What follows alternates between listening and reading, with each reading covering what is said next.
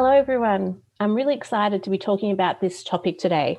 We have been trying to host a number of shows that talk about dyslexia and co-occurring difficulties. And recently we had a podcast interview with Brian Butterworth on dyslexia and dyscalculia. Some of the other terms you may have heard include dysgraphia, dyspraxia, ADHD, and autism. And so someone with dyslexia could have one or many of those co-occurring difficulties. I think I've said on the show many times that I've got both dyslexia and dysgraphia. And so what we're trying to do is bring people onto the show to talk about those different co-occurring difficulties and how they may impact on someone that has dyslexia. So today I'm really excited to be talking to Autumn O'Connor. Autumn and I did a Facebook Live recently, and we had such a great time and talked about the impact of dyslexia and autism in the workplace. And so I thought it would be a great opportunity to bring her on the show to talk to her a little bit more about her life and her struggles with autism and dyslexia, but also her many, many successes. Autumn is a qualified psychotherapist, and her interest is in relation to psychology, the philosophy of artificial intelligence, and autism. She's currently a director for a social enterprise which seeks to connect, unite, and empower neurodiverse populations. And she's also an executive editor at Untapped. And she leads a growing creative team to develop educational programs to meet the gaps in lifestyle skills of neurodiverse adults. I really hope you enjoy our show today. Thank you so much for coming on the show this morning, Autumn, to talk about life with me today. Thank you for inviting me. Would you like to talk a little bit about yourself, particularly where you grew up and what life was like for you as a younger person? Yeah, sure. Okay, well, I grew up all over the world. My family moved around a lot. So by the time I was about 16 years old, I had attended about 15 different schools around the globe. My first school that I remember really strongly was in West Germany.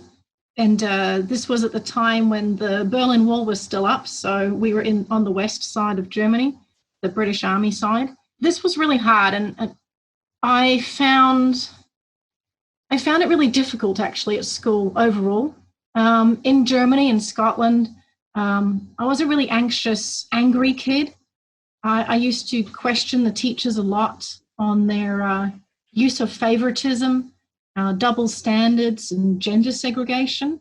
And it's funny in reflection that I seem to have a really strong sense of justice when I was a kid, even though I wasn't entirely aware of the official terms used.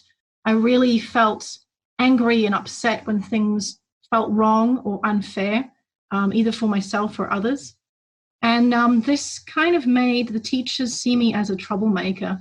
And I was often accused of throwing tantrums for attention, which was really hard. Then when I was in New Zealand, school was also quite difficult. This is really when my dyslexia became, it really made itself known. How old were you then? I was, it was 1988, so I was 7. What I found most interesting was that I had issues in reading, spelling, and mathematics, but not in understanding those topics. So I could see when something was spelt wrongly. I could see that immediately.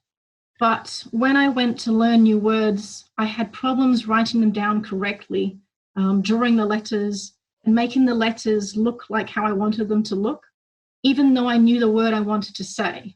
I also had issues with reading out loud. I couldn't follow the text. I always struggled with that. But I could memorize and I could understand stories. And similarly with maths, I really loved the problem solving. I really enjoyed that idea of adding things together, but I struggled to draw the numbers. And I'd often swap numbers or swap the sums, like the division and the times or the plus and the minus. I'd swap those. And that made it really, really difficult. But what was most noticeable in New Zealand was that my sister was and is a savant. And she had this incredible mind. You know, she had a gifted IQ. At that time, she was 8 years old, and she was doing advanced mathematics and advanced reading. And in comparison to her, I felt like I was really dumb. This was all magnified, even more so, because my mother decided to put me into gifted children's classes along with my sister. This is when I just saw other students and my sister just excel incredibly. And I continually was confused, and I failed, and I suffered without any help. And yeah, that was really hard. So you were put into gifted school or classes. Was that for all of your school, or was that just for some subjects you were put into that? It was throughout New Zealand, which was mostly my primary school, because at that time, during the 80s, it was very normal to give kids IQ tests. And I scored quite highly in certain aspects of the IQ tests, particularly spatial awareness and memory. And I often had this strange ability to just know the answers of hard math problems, but I couldn't explain how I got there. You know, so if it was a multiple choice thing, I just knew the right answer. And so my IQ was rated very high, and I was put into those classes throughout primary school. They were segregated. They would take us out of normal classes, whether it was storytelling or reading or mathematics, and bring us to the library, and this was a special class for the gifted children. And I just found that really hard. It was really hard. Yeah, it sounds it. And it's very opposite to what a lot of people with dyslexia have, where they're taken out of class to be put with the students that are struggling. Yeah, I kind of wish that I had been put with students that were struggling, because I would have been able to get more support to understand things. Whereas in the gifted class, you know, I remember learning code breaking, or rather being taught code breaking and Morse code and the history of code breaking, and then we had to create codes and stuff like that. And we were given books from high school, and we had to analyze the books, you know, and I just picked the nice cover and then described the book based on the cover. I had no idea, I hadn't read it. And even then, I still stayed in the class. They didn't put me back in normal class. I just stayed there. Gosh, Autumn, you're so stupid. And it was like, oh. How frustrating for you and disheartening. Yeah, it was hard. And what was it like going to 15 different schools? I went to 3 in secondary school, and I found that really challenging, but 15 different schools throughout your schooling must have been very hard. Yeah, I really struggled to make friends, because whenever I would actually find someone I liked, we'd move. And I also, because I've studied throughout school in a lot of different schools where English was not the first language, so I had to study in the other language. Like when I was at Denmark in the Netherlands, I studied in Danish and Dutch. It really messed up my schooling and my understanding of subjects. For example, in the Netherlands, I was fantastic at chemistry. I loved it, but I was taught in Dutch. And you might think, chemistry, that's just numbers and letters, but it's not. All of the words that help you understand the chemicals and how they work and the processes of how things work, learning that in Dutch, and then having to come to Australia, which was at the end of my high school years, and having to understand it in English, I couldn't bridge the two.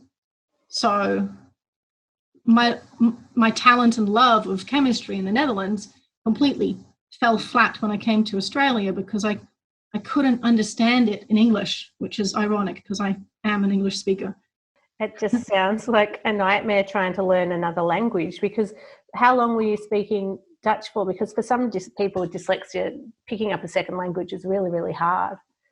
Yeah, it was really hard. Again, my sister she just had a talent for languages as well. Languages, mathematics, and music, which I believe are actually all related in the brain. But she just picked it up straight away. I was still struggling. My mum is Dutch, so there was a bit of extra help at home, but I had to speak Dutch from 1994 till 1997. And then whenever we'd have family events since then, they would speak Dutch to me, not English. So how was your writing in Dutch? Did you find that the same issues in English happened in Dutch for your dyslexia? It was terrible, terrible. I could understand Dutch, but I couldn't speak it very well and I couldn't write it very well.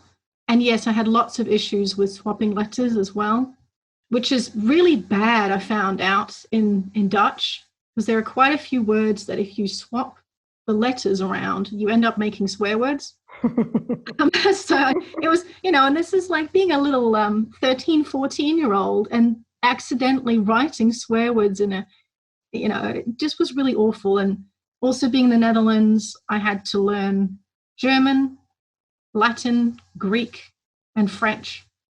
Wow. And just languages. No, languages are so bad. It was so awful, and it was not my forte at all. I've tried to learn Italian, but I really struggled. I can speak a little bit of it, but to be able to write it, really, it makes me sad that I can't. But there's many other things to do, and it just But I do like going to Italy and trying to speak a little bit of Italian when I go over there because my grandfather was Italian. Yeah, but it's not easy, that's for sure. No, and I wish that I had that ability, and I was very envious of my sister because a lot of the things that I really wish I could have done, she just could do. But at the same time, she used to say to me, "You're so creative, Autumn, you can just draw these amazing things, and I can't draw." So I can't draw either. It's my sister sounds a bit like your sister, but we definitely don't have the very, very high IQs that your family have. But she was always much better at other things like sport and art and music compared to myself, and it is very frustrating. I don't know if your sister's older than you. My sister's younger than me. So it's even worse. She's just 1 year older, which sort of made it really noticeable that, when I was 7, she was 8. When I was 7, I couldn't tie my shoelaces. I couldn't read a clock. I couldn't do simple math. I couldn't spell, and I couldn't read. And she was doing high school math, high school physics, high school chemistry, reading books that that you would be reading in year 12. And that comparison of not meeting my milestones with her incredible, brilliant mind, it was just this, like this huge chasm between us, tumbleweeds going by. It just really felt quite alienating at home. Sounds quite traumatic, particularly having to change schools and languages so frequently. And it's a story I often hear between siblings, that vast difference around academic ability and, how they manage that between siblings as well. And that frustration that you're not, as good as your sibling. And then you have to think then you're not as good as everyone in your class or your friends, and so it can really impact on your self-esteem and your confidence.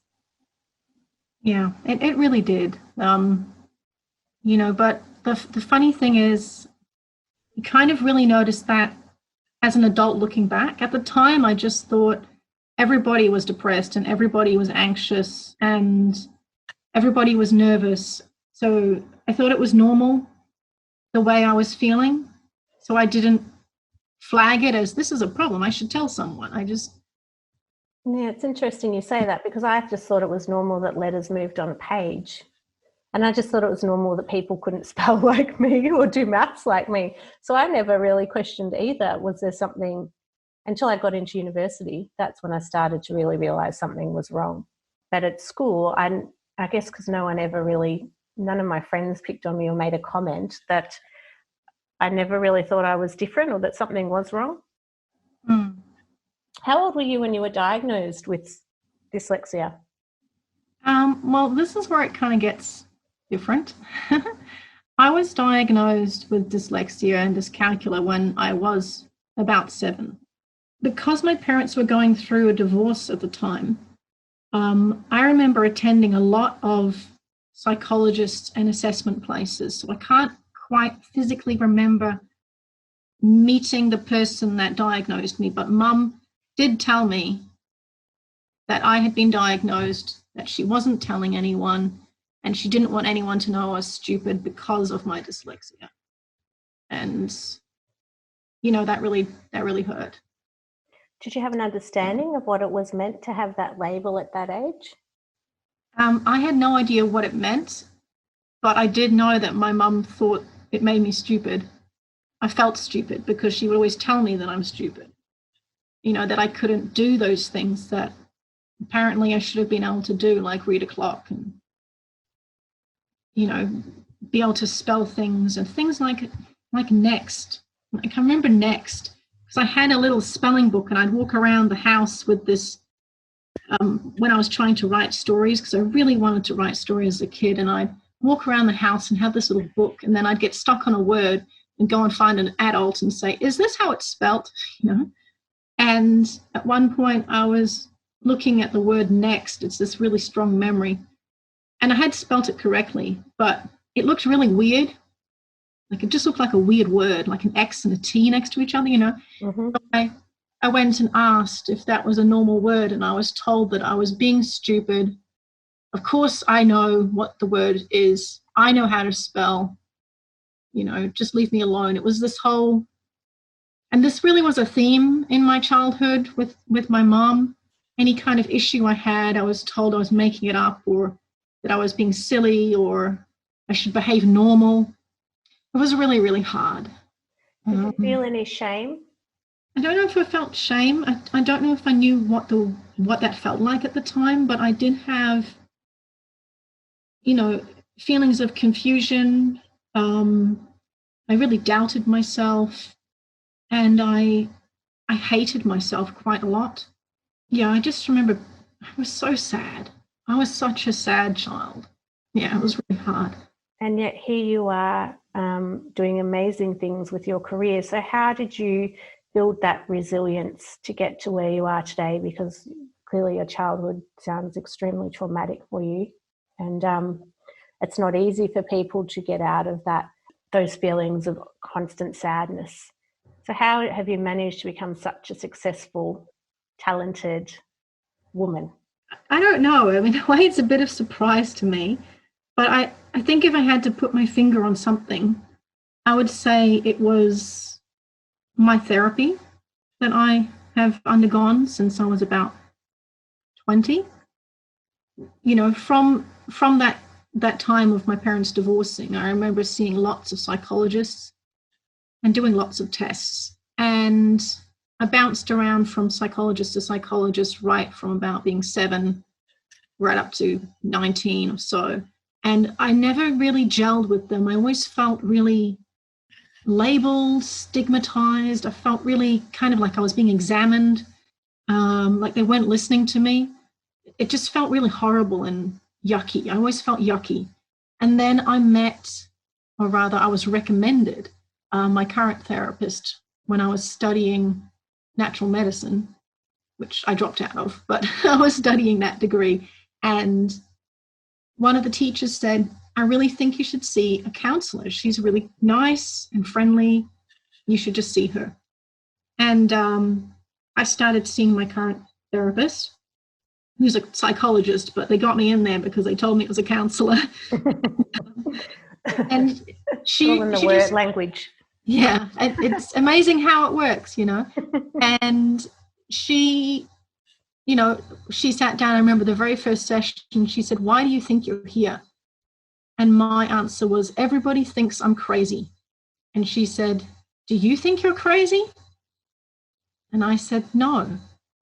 And that really just started this beautiful relationship, therapeutic relationship. And she unpacked all of the stuff, all the trauma, all the pain. And she just sat there and listened and talked with me and helped me understand, put things into perspective. And made me feel like I was worthwhile and that I was talented and that I wasn't stupid and I had good to give to the world. And she sort of brought me back into that idea that I am someone. So I'm really thankful to her. I still see her now for every now and then, and it's good. It really, really helped.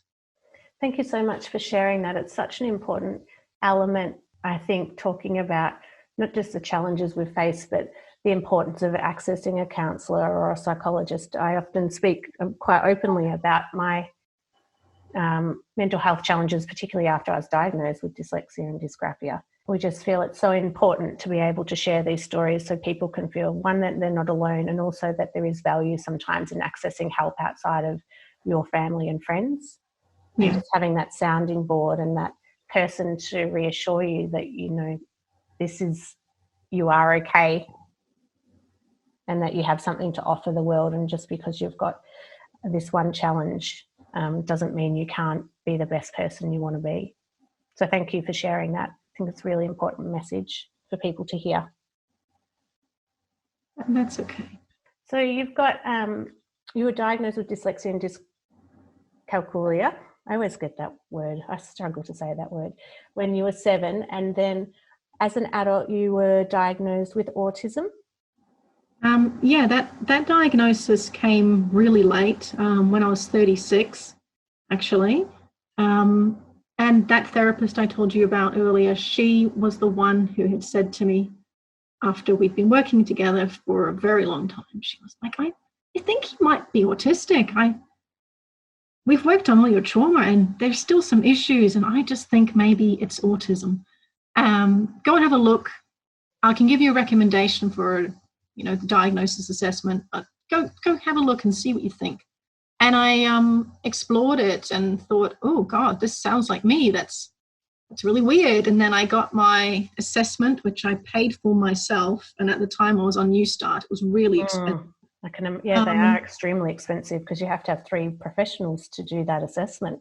Yeah, it was expensive. Yeah. But I found out that I was autistic, and it really was this a shining light on everything. It really helped me feel normal, you know, that a lot of my childhood experiences, a lot of the flapping and dancing and jiggling about that I did as a kid, and the critiquing teachers and picking out mistakes and discrepancies and the meltdowns and shutdowns and all of these aspects and many more were actually autism.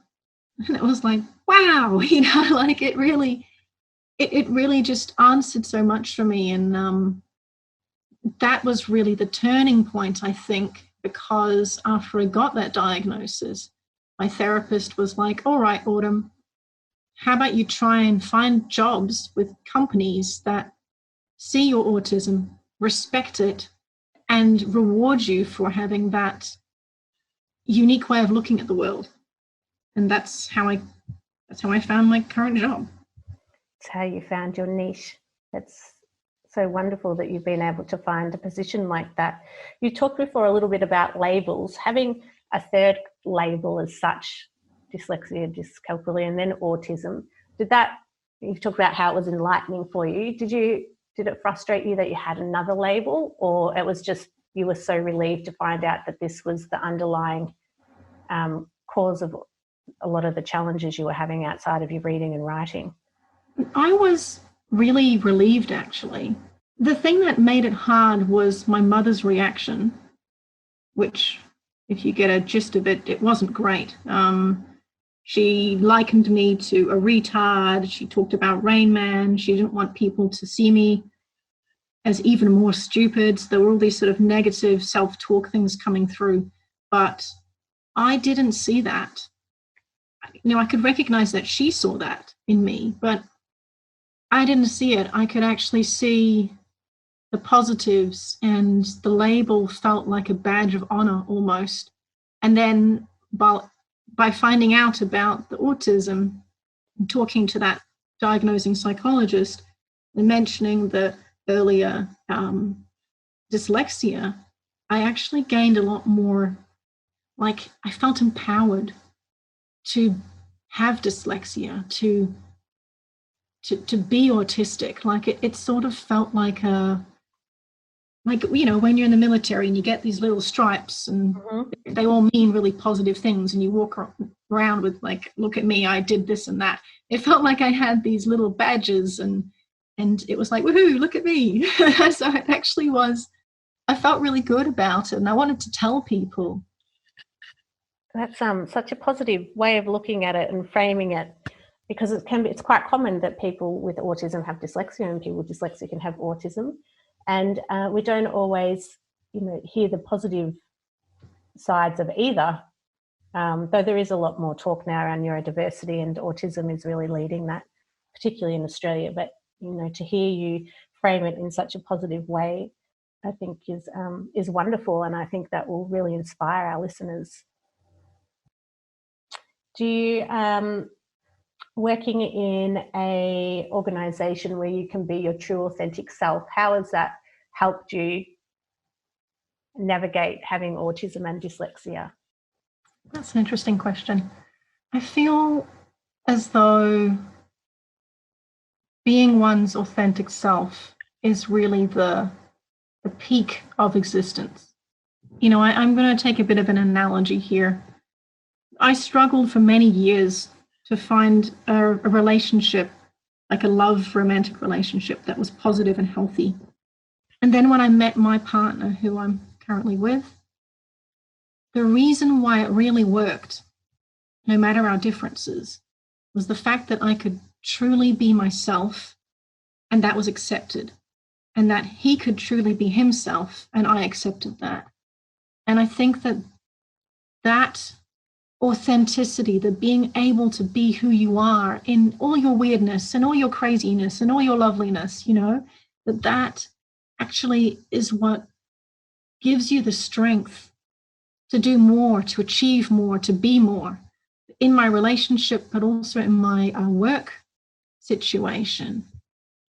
The fact that I am recognized as autistic, as dyslexic, as a person who suffers quite bad anxiety and depression, but that it's not seen as a negative, dark strike on me. It's not like I'm punished for it. That actually allows me to be calmer. And a lot of the challenges that come from autism and dyslexia for me personally is that when I get worked up and I get stressed, all of the issues become worse and they really magnify. So having that freedom to really be who I am, and that being vulnerable is allowed, and saying that I'm overwhelmed is allowed, and being able to communicate when I have challenges, or even if it's just slight things like I need an accommodation in a certain way, but being able to share that and not being rejected or ostracized or struck down, it allows me to really grow. And yeah, I don't know if I've answered your question entirely, but it really is that I can do more because I'm accepted. It sounds like utopia. I hope we can create workplaces like that for everybody, because it just sounds, as I was listening to you talk about that, it's and your experience around being able to be your true authentic self. There are so many people out there that can't, and it's sad to think how many people can't grow and reach their full potential because they're having to disguise or hide their dyslexia or their autism within the workplace. So, I think your story gives us hope around what a type of model that a workplace can look like that's inclusive of everybody and supports everybody's differences. So what type of work do you do? Well, at the moment, I have two main jobs. So I run a social enterprise which empowers neurodiverse people. So that's something I do at the moment on the side. And my main job is that I am an executive editor. Amazingly, I work with words and I support a huge creative team of really wonderful neurodiverse people. We only hire neurodiverse in my role as an editor. And I create and curate a series of life skills courses to help young neurodiverse people fit into the world in a confident way. And what makes this job, working in editing and managing that team so fantastic, I think, is that the work teaching life skills involves doing it in a really advocacy-focused way. So we don't stigmatize or create this environment that makes you feel perhaps wrong for whatever your perspective of life is or how you might be behaving.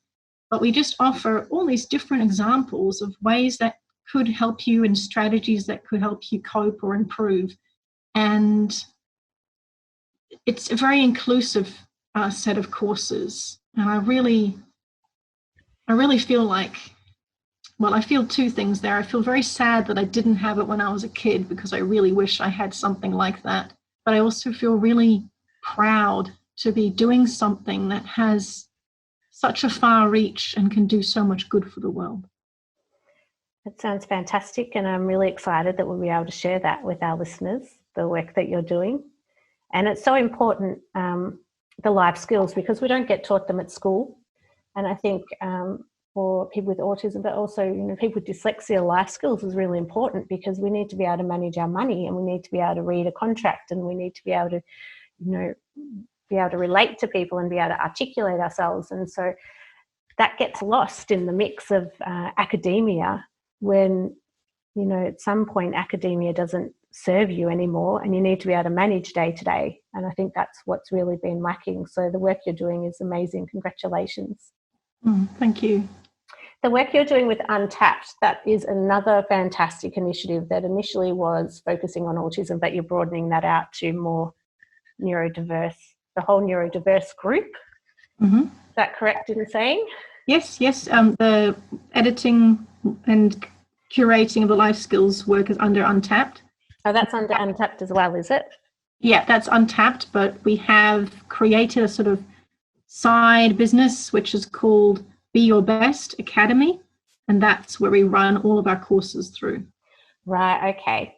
So Untapped, the second arm of it, that's where you support university students transitioning from uni into the workplace?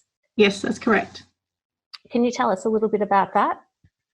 My work within that is mostly on the courses, but we have been involved in doing a set of articles and research around employment, so how to make a workplace neurodiverse friendly, how to disclose your autism or neurodiversity in the workplace, and sort of a lot of stuff about hiring and retention and onboarding, all these words that I've learned since being the job. I didn't even know what onboarding was. I thought it was like a surf term or something, but it's got nothing to do with surfing. It's got to do with recruitment. I think it's just a new term. I think it's only been in recent years. Yeah, it's like I'm learning a lot more about corporate office sort of stuff since being with Untapped, and it is really different for me because my work history previously in offices has always been really bad, being ostracized for autistic type behaviors. And here now I'm actually learning how it works and, being able to support young people who are transitioning into university or into employment and helping them with resources is just fantastic. I even have met quite a few interns, like students, and talk to them about neurodiversity and about autism and about disclosure. And we're doing some work with someone at the moment with some entrepreneurship. And it's fascinating, just the passion that these students have wanting to really contribute and learn. And I just love the industry that I'm in. I love that I can really shape society. I know it sounds very cliche, but that I have this ability to connect with young minds and help them see the value of, you know, being inclusive and being authentic and, you know, working on yourself. It's really quite, it's really quite magical, actually. I'm getting all emotional. Yeah, well, it sounds wonderful. And it's, you know, I think it's, as you said before, if only these type of programs had been available when we were young. And it's, you know, through either sheer resilience or luck that we've ended up now being able to help support the young ones coming through. And I think, you know, it's such important work and meaningful work. And I'm really pleased that we've been able to connect with you to hear about this work, and so our listeners can hear. What would be the top 3 recommendations you'd give an employer and top 3 recommendations you'd give our neurodiverse community when transitioning into the workplace? Can you sum it up in 3 points for each one? Yeah, okay. Let's see, employers. What should they be doing more of from your perspective? I think for employers, there is a desperate need for education. Mm-hmm. We need to learn what these disabilities mean and what they look like. And I know that seems really difficult as well, because everybody who is dyslexic, like you've got dyslexia, Shay, and you're different from me, who also have dyslexia, and different from, you know, Joe Bloggs, who lives down the street, and different from, you know, everybody is slightly different. So of course it's hard to show what that looks like, but I feel like we really need to do something about changing the narrative for employers, because employers, I think, still have a very restricted view, much like my mother had, holding this idea that we're less than or stupid or not competent. And while, you know, there are so many people who are dyslexic and autistic that are out there and doing amazing things. So we just really need to bring that narrative more into employers and get them to see the strengths. I think that really is probably 1 and 2. I think that covers 1 and 2.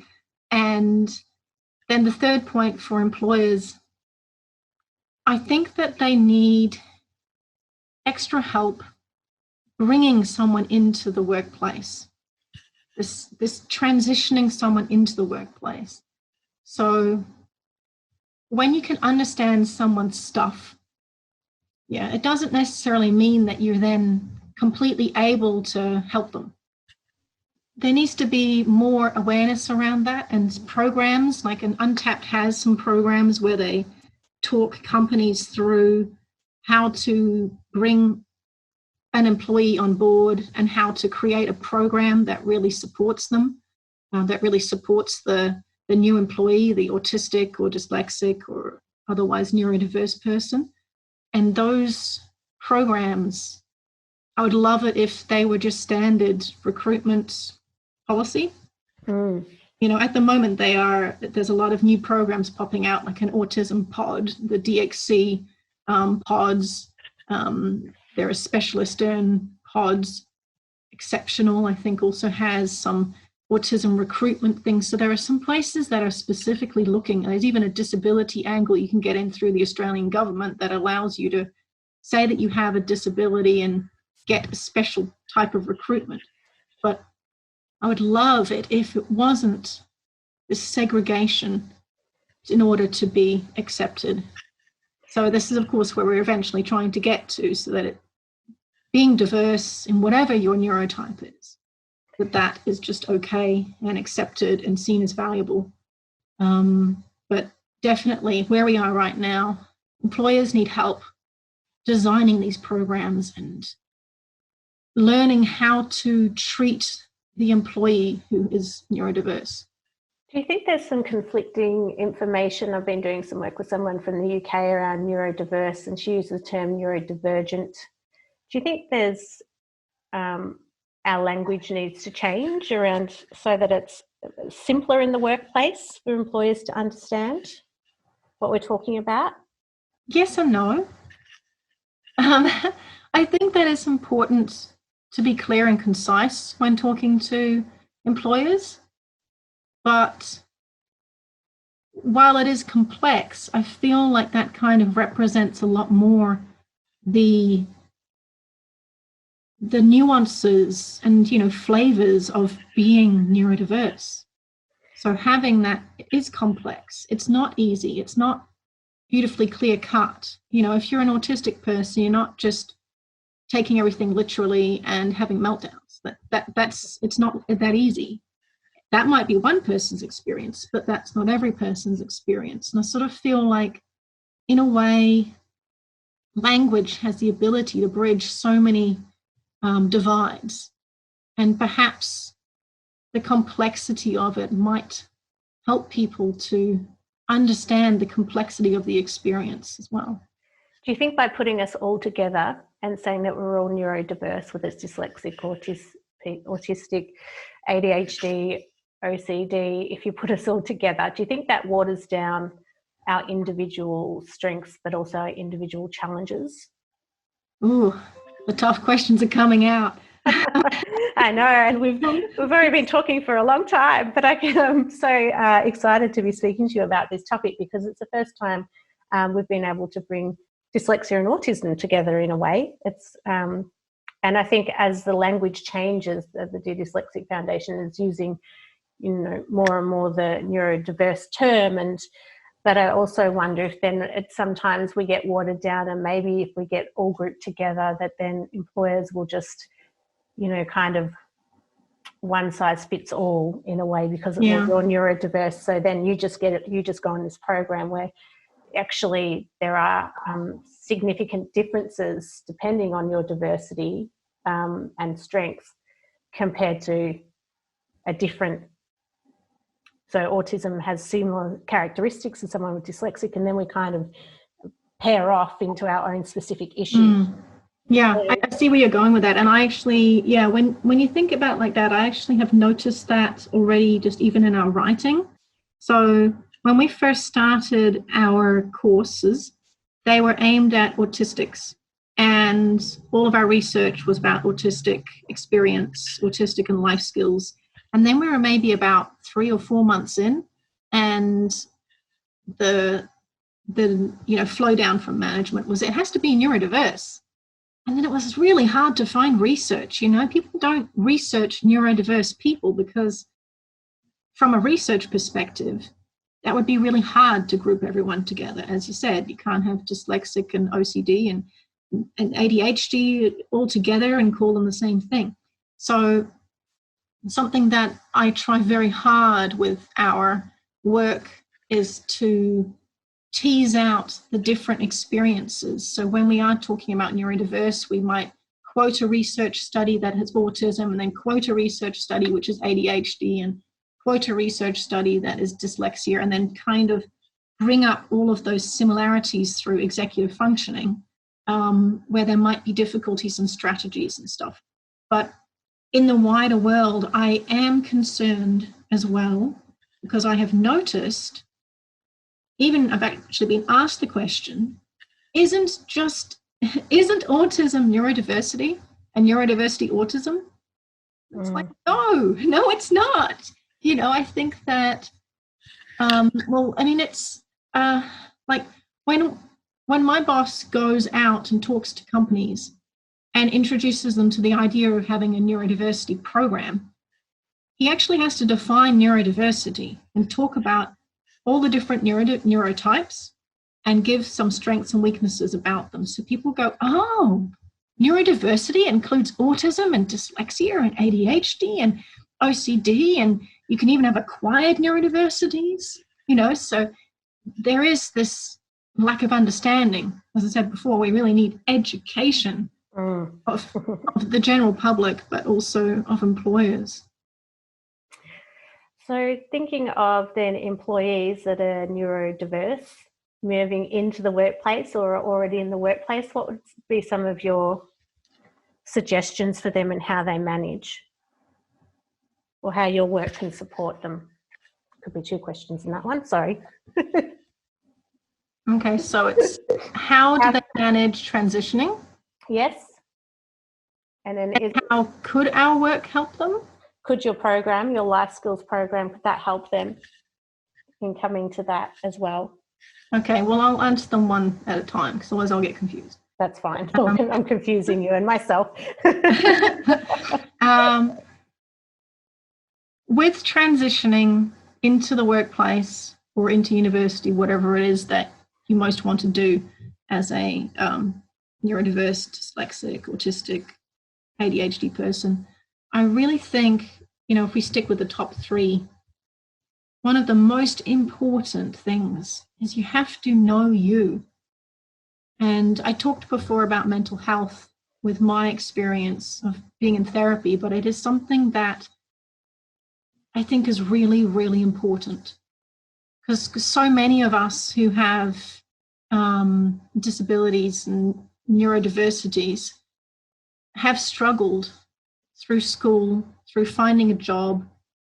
There's a huge amount of research that shows a lot of people actually have had bad childhoods, trauma, neglect and stuff.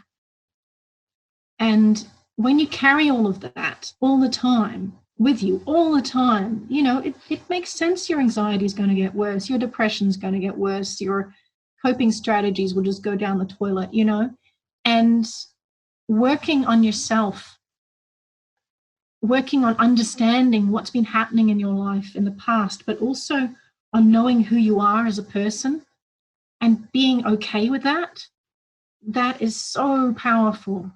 And I think it really helps significantly. So that would be my first recommendation. Find a therapist that you feel supported and respected by. And you might have to shop around. Like when I started looking for my therapist, it took me like 6 or 7 years to actually find one who really got me. And it again took me about another 2 to 3 years to actually open up to her. But finding a good therapist will really help. And then secondly, surround yourself with people who really, really support you. I cannot emphasize this enough. So having a therapist is great because you'll start to hear more positive talk and go, okay, that's the type of thing I should say. But then there are, of course, people in your life that are not healthy, that would be concerned, that you might label toxic. And they might be your family members, but they could be friends, they could be acquaintances, just people who constantly give you negative feedback. You're trying to reach your goals and they say, you'll never achieve that, you can't do that, you're not bright enough, all these sort of negative words and phrases. And it is profound how much impact negative voices can make on trying to achieve the things that you want to achieve in life. And just getting rid of those voices, if that means moving away from your family, they're the bad influence in your life, or unfriending that person who's really negative to you all the time, or just changing that atmosphere and environments that you don't hear those negative voices anymore. That will dramatically improve the transition into that new life that you want to make. And it's something that I wish I had done sooner in my life with my mum. And she's passed away now, so I certainly feel a lot more release from all that negativity. But having that freedom from that negative voice, it just is, you can do so much when someone believes in you. And I reflect on, there are quite a few people in the autistic realm that are advocates and quite well known. And when you hear their stories, you realize, wow, you had an amazing mother who supported you, or you had a brilliant, brother and sister who were always there for you.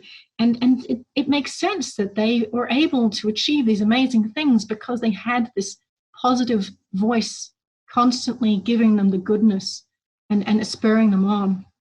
So number one, great therapist. That would be awesome. Number two, get rid of toxic people. Live the life that you want. The third thing I would say is, and this is sort of a bit of a double-barreled thing, is get a diagnosis. Yeah, you might find that the reason you're struggling, and this is more out to the people who obviously haven't got a diagnosis yet, you might either suspect that you might have a diagnosis, or just really be struggling to hold down a career or make friends or succeed at school. Getting a diagnosis can really be very, very empowering and can help you realize that there's nothing wrong with you. You're just different.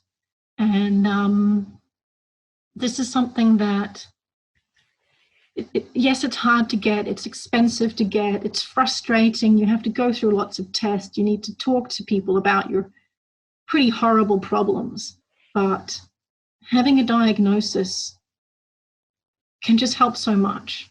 And for those of you who already have diagnoses, I would recommend finding the jobs that actually advertise that they are neurodiverse friendly or autism friendly.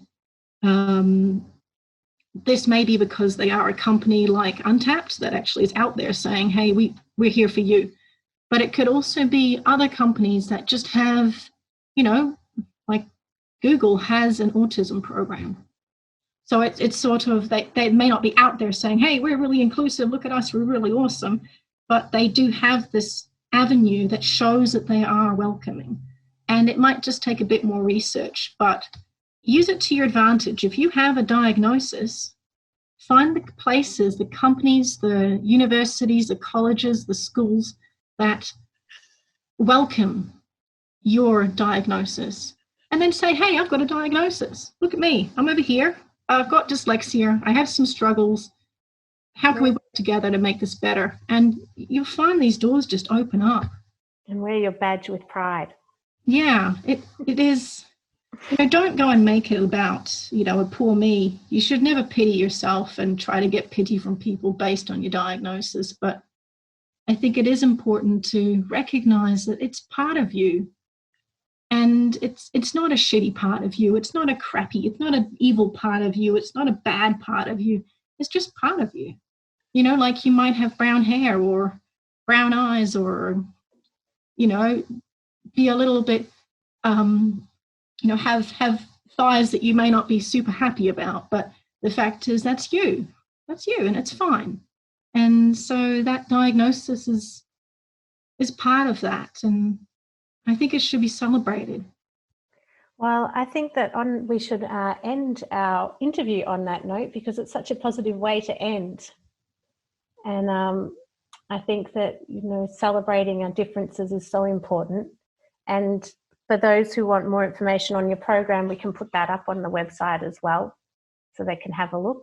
But I think, how you've summarised everything is so beautiful. And I really appreciate you coming on the show. Is there anything else you'd like to add before we wrap up? I think that the final thing that I'd really like to say is, keep the faith. If you're really struggling right now, the listeners who are really struggling, who are really depressed or anxious at school or work, it won't always be like that. The world won't always seem to hate you, that eventually the light will shine on you. And having this commitment and determination to keep moving forward and reaching up and going for your goals, that you'll get there.